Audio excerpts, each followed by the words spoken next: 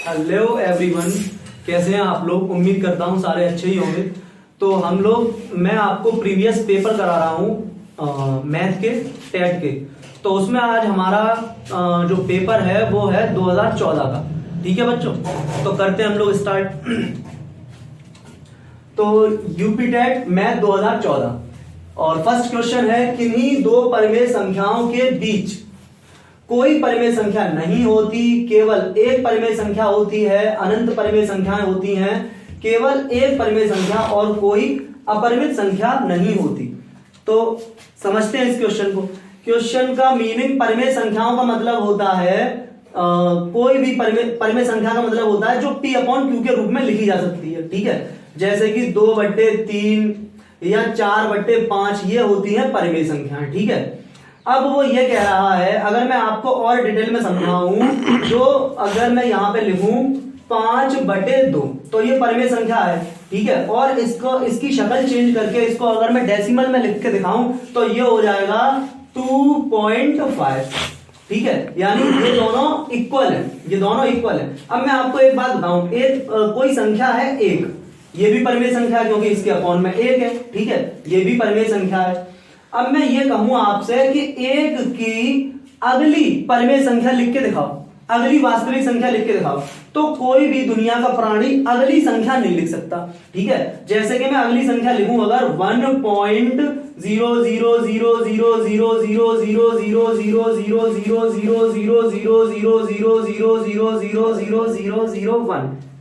ठीक है, अब कोई और आ जाएगा, वो बोलेगा अच्छा ये आप कह रहे हो कि अगली संख्या ये है, 1 से बड़ी अगली संख्या ये है। कोई और प्राणी आए वो कहे अच्छा ये मैं इससे भी छोटी लिख सकता हूं, और वो बोलेगा 1.0000000000000, फिर और बहुत सारे जीरो यहां पर बनाने के बाद जितने जीरो यहां लगे हुए हैं उससे 2-3 जीरो एक्स्ट्रा कर दो, बल्कि एक ही जीरो अगर एक्स्ट्रा कर दिया तो इससे छोटा नंबर ये वाला हो जाएगा। ठीक है, तो एक से बड़ा नंबर लिखने में ही हम लोग अगर अनंत लोगों का यूज करें, एक से बड़ा नंबर लिखने के लिए सिर्फ अनंत लोगों का यूज करें तो वही अनंत नंबर आ जाएंगे एक से बड़े। तो फिर दो संख्याओं के बीच में इसका मतलब यह हुआ कि 1 और 2 के बीच में कितनी संख्याएं होंगी, कितनी संख्याएं होंगी।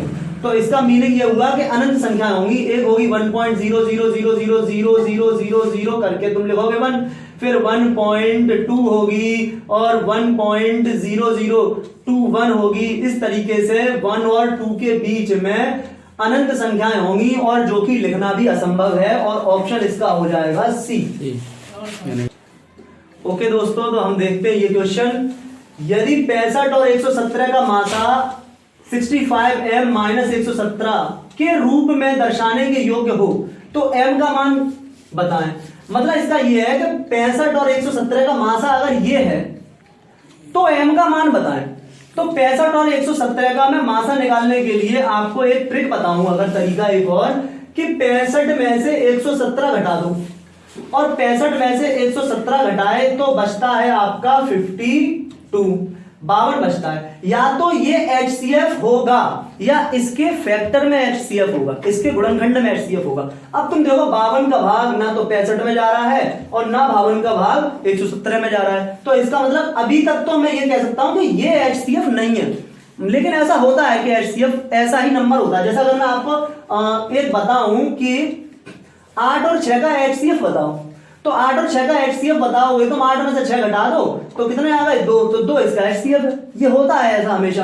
तो 52 का अब ये 52 इस जगह लेकिन है नहीं। अगर 52 HCF नहीं है तो हम क्या करें, 52 के फैक्टर कर लें। तो 52 के जो फैक्टर होंगे वो होंगे 13 × 4।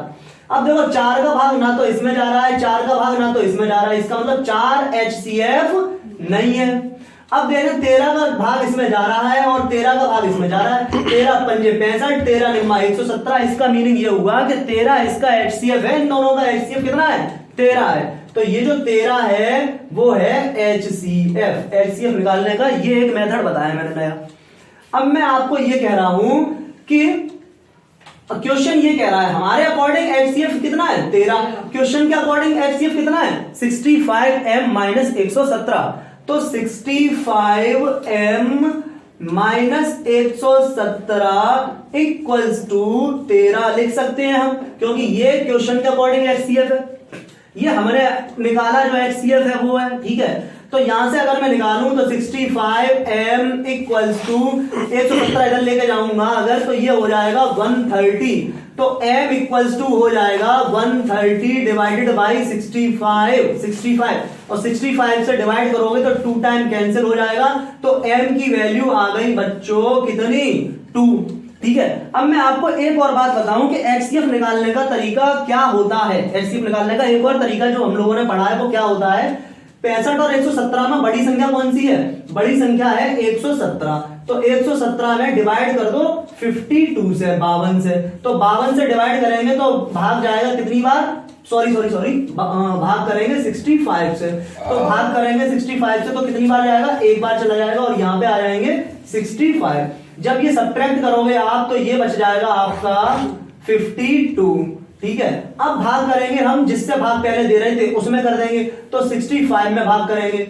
अब 52 का भाग इसमें करेंगे तो ये एक बार जाएगा, तो ये कितना आ जाएगा 52, ठीक है। यहां पर कितना बचा, यहां पे बच गया 13। अब पहले जिससे भाग कर रहे थे अब फिर से उसमें भाग कर देंगे, तो यहां पर लिख देंगे 52। अब यहां भाग जब आप करोगे तो 13 चौक 52, पूरा भाग चला जाएगा और रिमाइंडर जब कुछ नहीं बचता है, जब रिमाइंडर कुछ नहीं बचता है तो जो आपका डिवाइजर होता है वही होता है कौन, HCF। तो HCF कितना आ गया, HCF आ गया 13, HCF कितना आ गया, HCF आ गया 13, तो ये आ गया HCF 13 आ गया। तो ये भी तरीका HCF निकालने का है। और ये जो मैंने बताया कि सब्ट्रैक्ट करें, या तो सब्ट्रैक्ट करके जो आएगा जो डिफरेंस होगा इसका, या तो वही HCF होगा या फिर उसके फैक्टर के अंदर HCF होगा। तो ओके बच्चों, समझ में आया होगा, इसका आंसर हो गया ऑप्शन नंबर सी 2 हमारा, ठीक है। तो देखते हैं दोस्तों ये क्वेश्चन, एक परिमेय संख्या 5/19 वह इसके योज्य प्रतिलोम। योज्य प्रतिलोम का मतलब होता है अगर ये नंबर पॉजिटिव है तो इसका योज्य प्रतिलोम जो होगा, जो इसकी योज्य प्रतिलोम संख्या होगी वो निगेटिव में होगी, ठीक है। इसका मतलब 5/19 की योज्य प्रतिलोम हुई, योज्य प्रतिलोम हो जाएगी माइनस की 5/19 योज्य प्रतिलोम के गुणनफल का।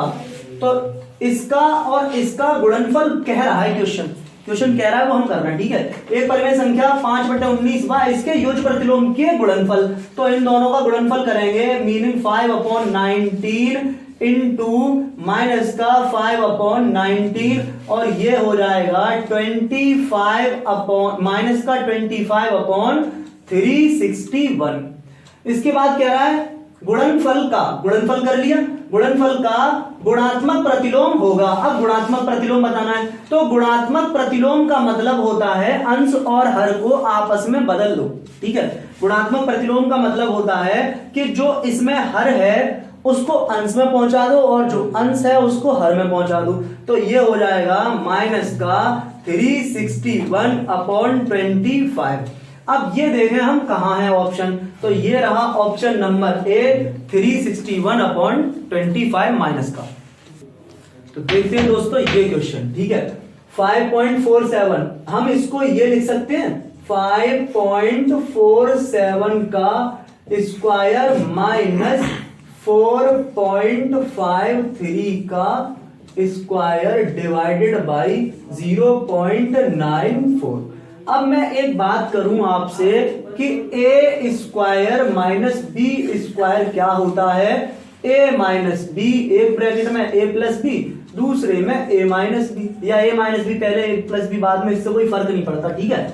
तो अब मैं यहां पे क्या करूंगा, 5.47 प्लस 4.53 एक ब्रैकेट में, दूसरे में 5.47 माइनस 4.53 एक ब्रैकेट में, अपॉन में 0.94, ठीक है। इन दोनों को ऐड करने से बच्चों आ जाएगा 10, ठीक है, 10.00, ठीक है।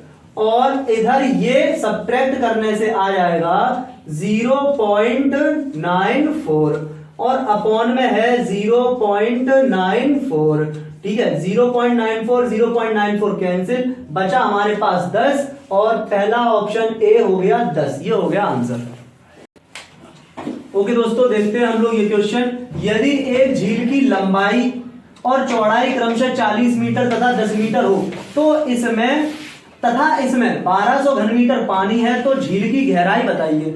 क्वेश्चन को पढ़ते हुए जो झील है वो कुछ घनाभाकार लग रही है, क्योंकि देखो लंबाई है उसके पास 40, चौड़ाई है उसके पास 10 और वो इतने घन मीटर का पानी है उसके अंदर। तो झील की गहराई बताओ। तो इसका मतलब लंबाई, चौड़ाई, ऊंचाई, ये 3 चीजें होती हैं घनाभ में। तो वो जो झील है वो कुछ घनाभाकार टाइप में है। ठीक है, घनाभाकार टाइप का मीनिंग हो गया कि कुछ मैं इस तरह आपको बना के दिखाऊं। ठीक है, इस तरह। ठीक है, तो जैसे कि ये झील की लेंथ ले लो, तो झील की लेंथ जो हो गई वो हो गई कितनी, 40। लंबाई ये पीछे गई, इस कॉर्नर से पीछे की तरफ जा रही है, चौड़ाई कितनी, 10। ये कह रहा है कि इसमें इसकी ऊंचाई कितनी होगी, इसकी ऊंचाई हमको नहीं पता कितनी होगी। और इसके अंदर जो पानी है, जो पानी इसके अंदर है, ये जो पानी है इसके अंदर, ये पानी इसके अंदर है 1200 घन मीटर। ठीक है, इसका मतलब हम लोग जानते हैं कि घनाभ का आयतन होता है LBH। ठीक है, घनाभ का आयतन होता है LBH और आयतन उसने दिया है, ये जो चीज है घन मीटर। ठीक है, इसको हम कैसे समझेंगे ये आयतन है, क्योंकि इसकी यूनिट देख के हम समझेंगे कि ये आयतन घन मीटर। ठीक है, तो LBH है हमारे पास 1200। ठीक है, LBH हमारे पास 1200 है और लंबाई है 40, चौड़ाई है हमारे पास कितनी, चौड़ाई है हमारे पास 10 और ऊंचाई या गहराई हमें बतानी है। ठीक है, तो ये 0 से ये 0 कैंसिल, इस 0 से ये 0 कैंसिल, 4 तिया 12, तो H की वैल्यू आ गई 3। इसका मतलब ऑप्शन हो गया C, 3 मीटर। ओके बच्चों, ओके बच्चों, तो देखते हैं हम लोग ये क्वेश्चन। ठीक है, इस क्वेश्चन को करने से पहले मैं आपको एक बात बताऊं कि एक बात तो यह है कि ट्राइंगल के तीनों एंगल का जो सम होता है वो 180 डिग्री होता है। ठीक है, दूसरी बात यह है अगर कोई दो लाइन एक दूसरे को काटती हैं तो हम इसको कहते हैं प्रतिच्छेदी रेखाएं। ठीक है, इंटरसेक्टिंग लाइन। और इसमें खास बात यह होती है ये एंगल इस एंगल के इक्वल होता है। ठीक है, ये वर्टेक्स बोली जाती है। Vertically opposite angles are equal, मतलब इनको हम लोग बोलते हैं, हिंदी में मुझे नाम ध्यान नहीं है इस टाइम, मगर ये एंगल और ये एंगल इक्वल होगा। और ये एंगल अगर मैं x बोलूं तो ये एंगल भी x होगा। और एंगल 1 जो होगा वो एंगल 2 के इक्वल होगा, एंगल 2 के इक्वल होगा। अगर मैं इसको y कह दूं अगर, तो एंगल x और एंगल y भी इक्वल होगा। तो फिर इसी के अकॉर्डिंग अगर मैं ये देखूं यहां पर, ये भी तो यही बात है, तो वर्टिकली अपोजिट एंगल इक्वल होते हैं, तो इसके अपोजिट ये एंगल हो गया, ये एंगल कितना हो जाएगा, y हो जाएगा 80। ठीक है, अब 80 ये 50 ये, तो ये कितना होना चाहिए, 80 50 कितना हो गया 130। 130 में कितना ऐड करें कि 180 हो जाए, तो 50 ऐड करें, तो ये एंगल कितना हो जाना चाहिए, 50 हो जाना चाहिए। तो x की वैल्यू 50 यहां पर है और y की वैल्यू 80 यहां पर है, तो ये ऑप्शन हमारा ए हो जाएगा करेक्ट। ओके दोस्तों, तो हम देखते हैं ये क्वेश्चन। दी गई आकृति में x और y के मान हमें बताने हैं, क्रमशः बताने हैं, ये बात का भी ध्यान रखना है। अच्छा, इस क्वेश्चन को करने से पहले हम एक बात समझें। अगर एक बात तो ये है कि त्रिभुज के तीनों कोणों का योग 180 अंश होता है, और दूसरी बात ये है कि ये दो रेखाएं, अगर कोई दो रेखा अगर एक दूसरे को काटती हुई निकलती हैं, तो देखते हैं दोस्तों हम ये क्वेश्चन। दी गई आकृति में x और y के मान क्रमशः बताने हैं। ठीक है, क्रमशः वाली बात भी हमें खास तौर से ध्यान रखनी है, वरना आंसर इसमें 2 हो रहे हैं। ठीक है, तो अगर मैं इसमें इस क्वेश्चन को समझाने से पहले मैं आपको एक बात बताऊंगा कि त्रिभुज के तीनों कोणों का योग 180 अंश होता है। ठीक है, वैसे सारे लोग जानते ही हैं ये बात है। और दूसरी बात मैं आपको ये बताऊंगा कि अगर दो रेखाएं एक दूसरे को काटती हुई जाती हैं तो इनको हम लोग बोलते हैं प्रतिच्छेदी रेखाएं या इंटरसेक्टिंग लाइन। ठीक है, अब इसमें एक खास बात होती है, ये वर्टेक्स होता है। ठीक है, इसके इधर और इस एंगल के विपरीत ये वाला एंगल विपरीत, ये दोनों एंगल इक्वल होंगे। अगर मैं इसको नाम दे दूं एंगल 1 और इसको नाम दे दूं 2, तो एंगल 1 बराबर होगा एंगल 2 के। सेम कंडीशन यहां पर है। अगर मैं इसको बोल दूं एंगल 3 और इसको बोल दूं एंगल 4, तो एंगल 3 जो होगा वो एंगल 4 के इक्वल होगा, ठीक है। और हाँ, इनको बोलते हैं हम शीर्षाभिमुख कोण, वर्टिकली अपोजिट एंगल्स, और ये होते हैं इक्वल, ठीक है बच्चों। अब यही प्रॉपर्टी हमें यहाँ यूज करनी है इसमें। तो यहाँ देखें अगर हम लोग, तो ये इस तरीके से हो रहा है, इस तरीके से हो रहा है। ये चीज 80 डिग्री है, तो ये एंगल जो y है वो भी 80 डिग्री होगा, यानी कि y इक्वल्स टू हो गया 80। अब देखो ये 80 है, ये 50 है, तो ये कितना हो जाना चाहिए? 80 और 50, तो ये कितना हो जाना चाहिए? हमको 180 बनाना है, ठीक है। तो ये हो जाना चाहिए कितना? 50 हो जाना चाहिए बच्चों। तो ये तीनों का सम कितना हो जाएगा? 180 हो जाएगा, ठीक है। तो ये एंगल हो गया, x की वैल्यू हो गई 50 और y की वैल्यू हो गई 80। तो ऐसा ऑप्शन कहां है? ये रहा, ठीक है। x की वैल्यू कितनी? x की वैल्यू 50 और y की वैल्यू 80। तो ये हमारा हो गया फाइनली आंसर, ठीक है बच्चों। ओके दोस्तों, तो हम लोग देखते हैं ये क्वेश्चन नेक्स्ट। एक एलिवेटर का मीनिंग कोई जैसे लिफ्ट वगैरह होती है वो है, ठीक है। एक एलिवेटर किसी खादान में 6 मीटर प्रति मिनट की गति से, उसकी गति दी गई है जिस गति से वो ऊपर नीचे चढ़ता है, ठीक है। 6 मीटर प्रति मिनट की गति से उतरता है। यदि एलिवेटर जमीन के स्तर से 10 मीटर ऊंचाई से उतरता है तो 350 मीटर उतरने में लगा समय, ठीक है। तो कुछ इस तरह है, जैसे ये जमीन का स्तर है, ठीक है, ये ग्राउंड लेवल है, और उससे 10 मीटर ऊपर कोई एलिवेटर है यहां पर, ठीक है। कितना है? 10 मीटर ऊपर है, और जमीन के स्तर से और नीचे कितना उतरता है? 350। फिर वो नीचे खादान, ठीक है, जहां खुदाई हो रही है वहां 350 ये है, 350 ये। और इसकी जो स्पीड है वो स्पीड है इसकी कितनी? स्पीड है इसकी 6 मीटर प्रति मिनट, ये इसकी स्पीड है। तो टोटल डिस्टेंस कितनी हो रही है? टोटल डिस्टेंस कितनी कवर कर रहा है वो? टोटल डिस्टेंस कर रहा है कवर 360, ठीक है। टोटल जो डिस्टेंस कवर कर रहा है वो है 360 मीटर। टोटल जो डिस्टेंस कवर कर रहा है वो है 360 मीटर। और ठीक है, अब हम जानते हैं चाल बराबर फॉर्मूला होता है दूरी बटे समय। चाल बराबर फॉर्मूला होता है दूरी बटे समय। तो दूरी यहां पर हो रही है हमारे पास 360, और चाल है हमारे पास कितनी? 6, और समय हमारे पास पता नहीं है, ठीक है। तो ये अगर मैं कैंसिल करूं तो 6 6 36, 60 आ जाएगा। तो टाइम जो आया वो आ गया, टाइम आ गया 60 मिनट। और 60 मिनट का मीनिंग हो गया टाइम कितना?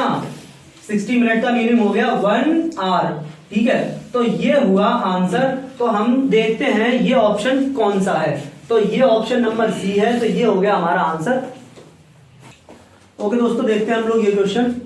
ये कुछ इस तरह होगा कि इसमें फॉर्मूला होता है ये पहली संख्या गुणा दूसरी संख्या बराबर LCM इंटू HCF, ठीक है बच्चों। तो देखो इसमें मासा दिया है कितना? मासा दिया है 35 और लासा दिया है कितना?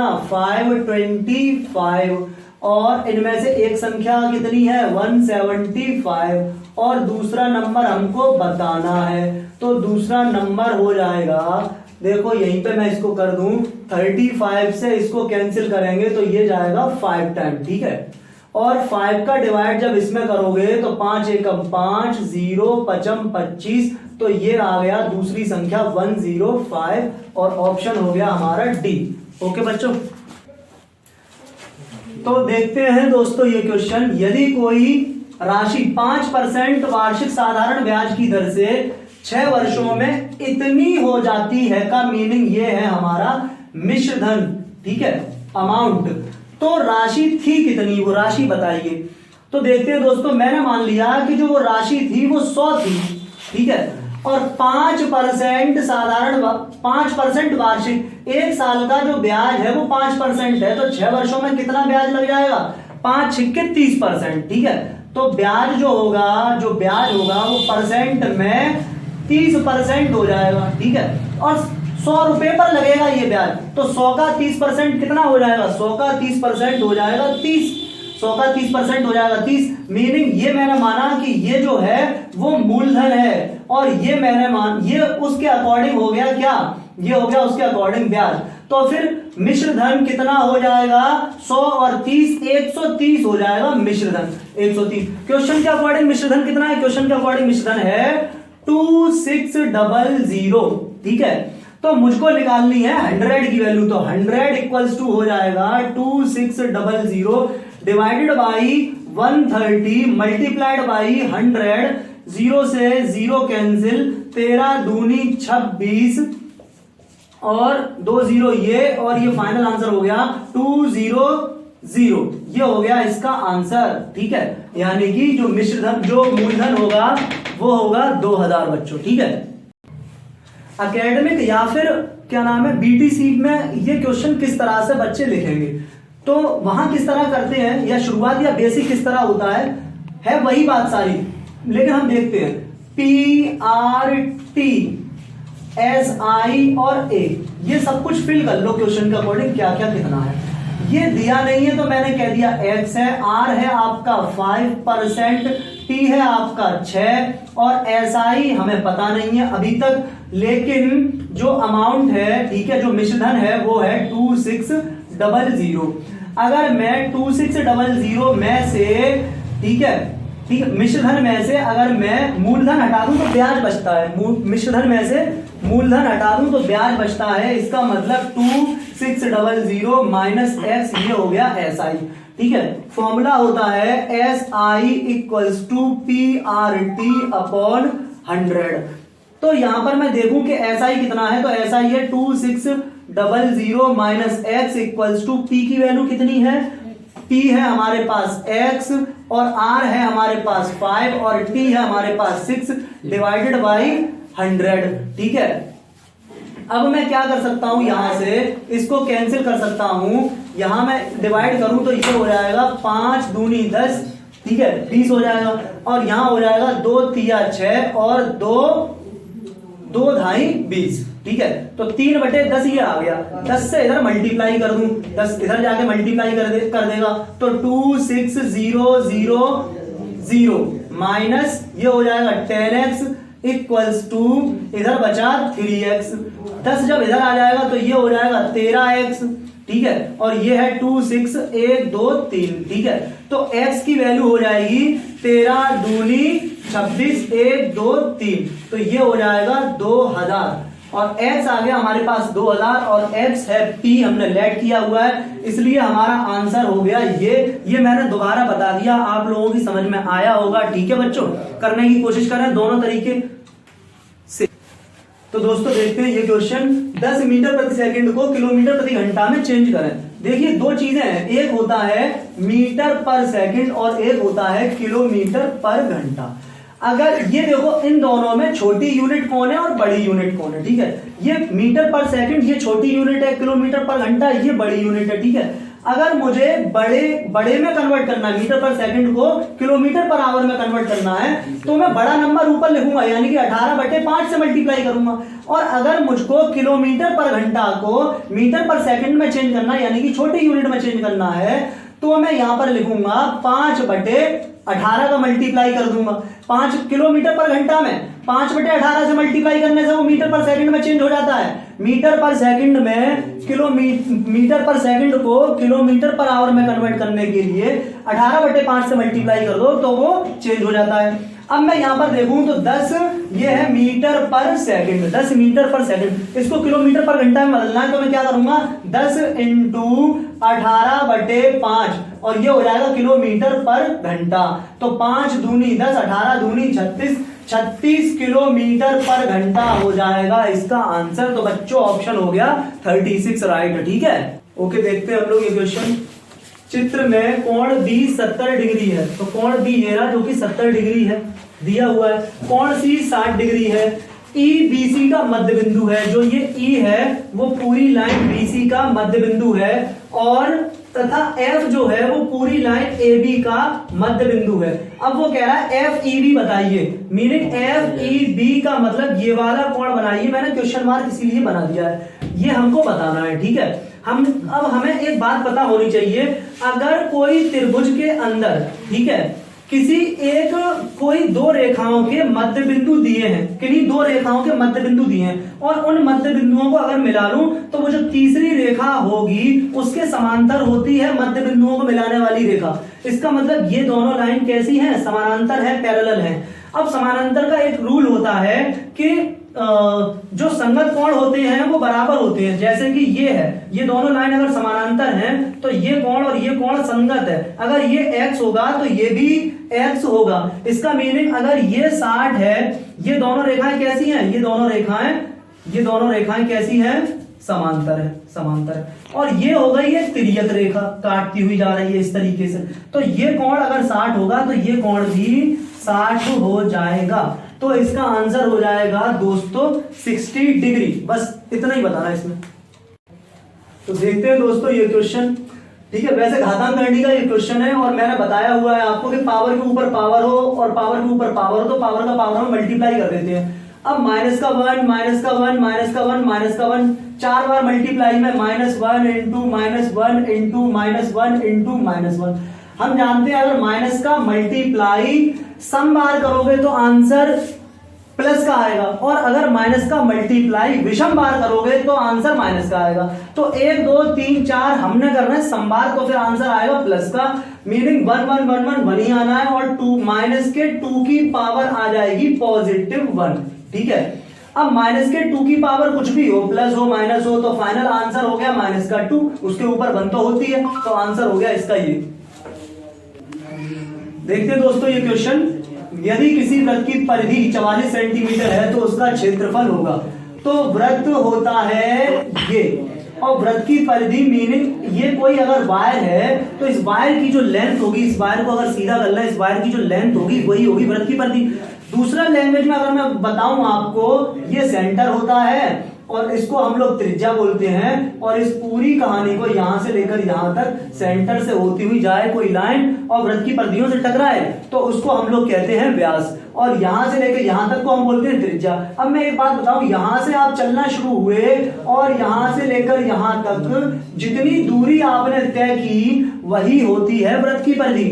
दूसरी लैंग्वेज में ये बता दिया मैंने। तो वृत्त की जो परिधि होती है वो होती है 2πr, और ये वैल्यू यहां दी गई है 44, तो ये हो गई 44, ठीक है। तो अच्छा, उसमें पूछा क्या है? पूछा है क्षेत्रफल वृत्त का, और वृत्त का क्षेत्रफल जो होता है वो होता है, वृत्त का क्षेत्रफल होता है ए मीनिंग एरिया πr², ठीक है। तो देखते हैं हम लोग, यहां से मैं r की वैल्यू निकाल लूंगा, तो यहां से जो r की वैल्यू निकालूंगा तो 2 into 22/7 into r equals to 44, 22 दूनी 44, और 2 से ये 2 कैंसिल, r की वैल्यू आ गई 7, a इक्वल्स टू हो जाएगा 22/7 इंटू 7 इंटू 7, 7 से 7 कैंसिल, 22 सत्ते हो जाएंगे 154 सेंटीमीटर स्क्वायर, और ये ऑप्शन है हमारा सी, ठीक है दोस्तों।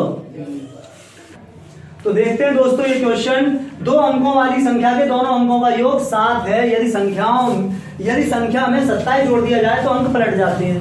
मैंने आप लोगों को बताया है इससे प्रीवियस भी ये क्वेश्चन, ठीक है, जो 2013 का जो टेट कराया था उसमें भी इस टाइप का क्वेश्चन था। मैंने उस जगह आपको समझाया था कि अगर 27 जोड़ देने का मतलब ये है, 27 जोड़ने का मतलब ये है कि उन दोनों संख्याओं में आपस में डिफरेंस 3 का होगा, ठीक है। मैंने बताया था, इस तरीके से बताया था कि 9 एकम 9, और 9 दूनी 18, 9 तिया 27, और 9 चौक 36, 9 पंजे 45।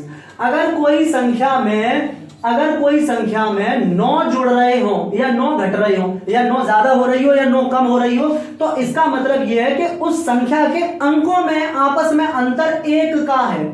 और अगर किसी संख्या में 18 ज्यादा हो रहे हो या 18 कम हो रहे हो, तो इसका मतलब यह है कि उस संख्या के अंकों में अंतर 2 का है। और अगर किसी संख्या में 9 तिया 27 ज्यादा हो रही हो कोई संख्या या 27 कम हो रही हो कोई संख्या, इसका मतलब यह है कि उस संख्या के अंकों में जो आपस में जो डिफरेंस है वो 3 का है। अब यहां पे देखो कि आपस में 3 का डिफरेंस कहां कहां है, ठीक है, यहाँ 1 का डिफरेंस है, यहाँ भी 1 का डिफरेंस है, यहाँ 3 का डिफरेंस है और यहाँ 3 का डिफरेंस है, या ये हो सकता है, ये हो सकता है। तो बच्चों 27 जोड़ने पर पलटती है ना, अगर तुम इसमें 27 जोड़ोगे तो ये संख्या नहीं पलटेगी, ठीक है, तो नहीं पलटेगी। और इसमें अगर आप 27 जोड़ोगे तो ये संख्या पलट के हो जाएगी कितनी, 52। 25 में आप 27 ऐड करें तो कितने हो जाएंगे, 52 हो जाएंगे। मीनिंग ये हो गया इसका ऑप्शन, यही हो गया इसका आंसर, ठीक है। ओके दोस्तों, तो हम देखते हैं क्वेश्चन नंबर नेक्स्ट है ये हमारा 1715.271 में 7 के स्थानीय मानों का अंतर।